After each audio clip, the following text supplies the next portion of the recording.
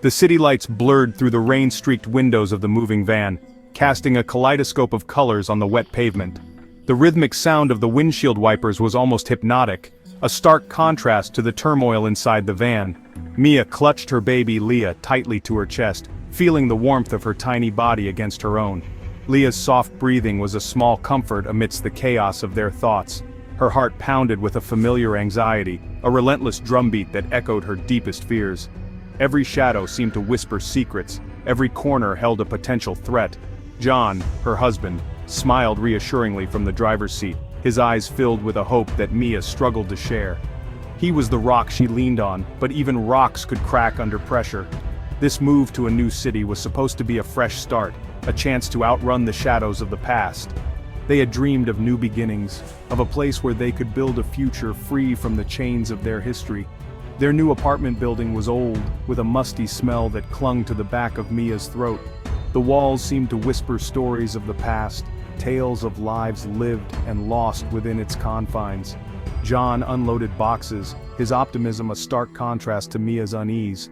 He whistled a tune, trying to lighten the mood, but Mia couldn't shake the feeling of dread that had settled over her. She felt a constant prickling on the back of her neck, an unsettling feeling that they were not alone. It was as if the very walls had eyes, watching their every move. John's job at the hospital kept him busy, leaving Mia alone with Leah for long hours. The days stretched on, each one blending into the next, a monotonous cycle of fear and isolation. The silence of the apartment pressed down on her, a heavy blanket that smothered her thoughts. It was an oppressive quiet, broken only by the occasional creak or groan of the old building. Every creak of the floorboards, every sigh of the wind through the drafty windows, sent shivers down her spine. The apartment seemed to be alive, breathing and shifting around her. She tried to shake off the feeling, telling herself it was just the stress of the move. She took deep breaths, trying to calm her racing heart, but the unease lingered, a dark cloud that refused to dissipate. But deep down, a chilling thought took root. What if something had followed them, something darker than the past they were trying to escape? The fear gnawed at her, a relentless predator that stalked her every waking moment. The unsettling occurrences started subtly, a faint whisper of her name when no one else was home, the feeling of being watched from the empty hallway, the flickering of lights that the landlord assured her were just old wiring. Mia tried to convince herself it was her imagination, a byproduct of her anxiety, but the incidents intensified, becoming harder to ignore. One afternoon, while Leah napped in her crib, Mia could have sworn she saw a fleeting shadow dart across the living room wall. It was gone in a flash, but the image lingered, sending chills down her spine. "It's just the wind," John said when she told him about the shadow, his voice laced with concern. The curtains were probably open. He always had a rational explanation, a way of dismissing her fears as figments of a tired mind, but his reassurances did little to soothe her growing unease. The following week, Mia's anxiety escalated. While rocking Leah to sleep, she saw it again, a tall, shadowy figure standing at the foot of the crib. This time she was sure it wasn't her imagination. The figure was gone as quickly as it had appeared, leaving behind a bone-chilling cold. Later that day, while unpacking boxes, Mia discovered an old, antique toy soldier, its paint chipped and faded. It looked eerily similar to the figure she had seen. When she showed it to John, he dismissed it as a mere coincidence. "It's just an old toy, Mia," he said, placing a comforting hand on her shoulder. "Don't let your imagination run wild." But Mia couldn't shake the feeling that the toy soldier was somehow connected to the shadowy figure. That night, she tossed and turned in bed, her dreams plagued by visions of the tall, menacing silhouette. One particularly long night, a blood-curdling scream pierced the darkness. It was Leah. Mia rushed to the crib, her heart pounding in her chest. Leah was sitting up, her tiny face contorted in terror, her eyes wide with a fear that sent shivers down Mia's spine. John slept soundly beside her, oblivious to the chilling sound that had jolted her awake. He remained asleep even as Mia desperately tried to comfort their sobbing child. "What is it, Leah? What did you see?" Mia whispered, her voice trembling as she rocked her daughter back to sleep.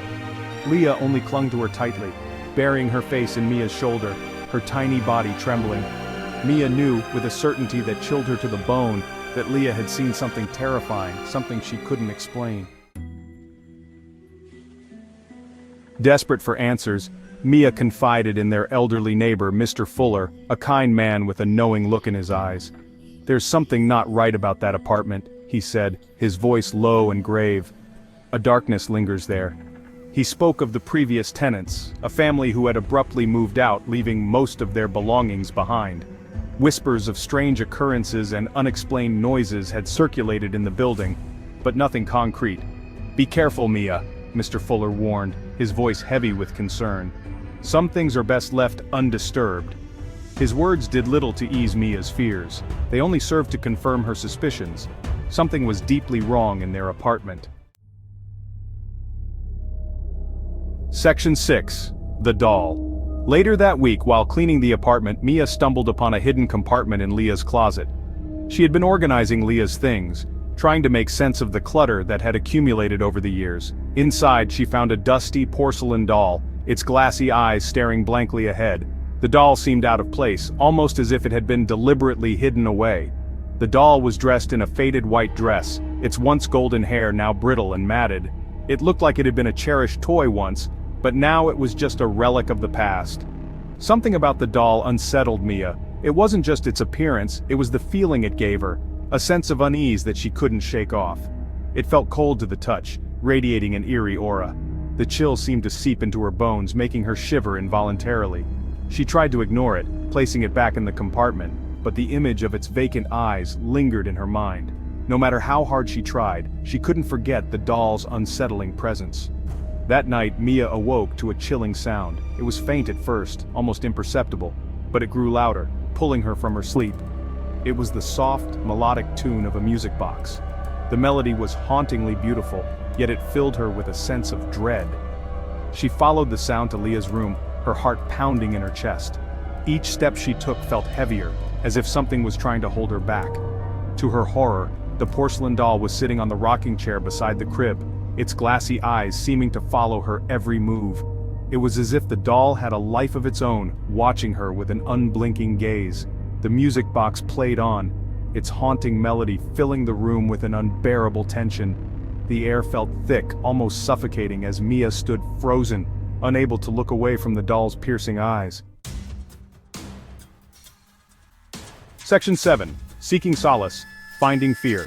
Disturbed by the doll's sudden appearance and the escalating events, John finally agreed to accompany Mia to see Father Perez, a respected priest known for his compassion and understanding. Father Perez listened intently as Mia recounted her experiences, his expression growing increasingly serious. He spoke of restless spirits, of unresolved pain that could linger in a place. He promised to bless their apartment, to offer prayers for peace and protection. As they left the church, a sense of hope flickered within Mia, but it was short-lived. Driving home, a sudden downpour began. As John navigated the slick streets, a figure darted in front of their car. John slammed on the brakes, the car skidding to a halt just inches from the figure. Section 8. The Return. It was the Shadow Man. He stood there for a moment, his features obscured by the rain and darkness, before melting back into the shadows. John, shaken but unharmed, insisted it was just a homeless man seeking shelter from the storm. But Mia knew the truth. The Shadow Man was real, and he was somehow connected to their apartment, to the eerie occurrences that plagued their days and haunted their nights. Back home, Mia went through the motions of putting Leah to bed, her mind racing with unanswered questions. The encounter with the Shadow Man had shattered any remaining doubt. Something was deeply wrong, something sinister and unexplainable. Exhausted but unable to sleep, Mia lay awake, listening to the sounds of the old building creaking and groaning around her. She felt a cold spot next to her on the bed, as if something unseen had slipped under the covers. Section 9. Unresolved Fears. As the first rays of dawn pierced through the gaps in the curtains, Mia noticed something strange. The morning light, usually a source of comfort, now seemed to cast eerie shadows that danced across the room. Thin, red scratches like those from a cat marred her forearm. They were fresh, stinging slightly as she touched them, a stark contrast to the peaceful morning. She hadn't felt anything during the night, but there they were, a physical manifestation of the fear that had seeped into her bones. The scratches were a mystery, an enigma that gnawed at her mind. John, seeing the scratches, finally acknowledged that something was amiss. His initial disbelief gave way to concern as he examined the marks closely. He couldn't explain them away as easily as he had dismissed the whispers and shadows. The logical part of his mind struggled to find a rational explanation, but none came. A flicker of fear crossed his usually stoic features. The realization that they were dealing with something beyond their understanding was unsettling. The question lingered in the air, heavy and unspoken. What had happened in their apartment? The once familiar space now felt alien, filled with an oppressive atmosphere. Who or what was responsible for the unsettling events that plagued them? The shadows seemed to move with a life of their own, creating shapes that defied explanation. And could they escape the darkness that seemed to cling to the very walls? Or were they destined to become another chapter in the building's sinister history? The walls seemed to whisper secrets that hinted at a dark past. The answers remained elusive, lost in the shadows of the old building, leaving Mia and John trapped in a terrifying reality, where fear was a constant companion, and the line between sanity and madness blurred with each passing day. Each night brought new horrors, and each day, the hope of escape grew dimmer.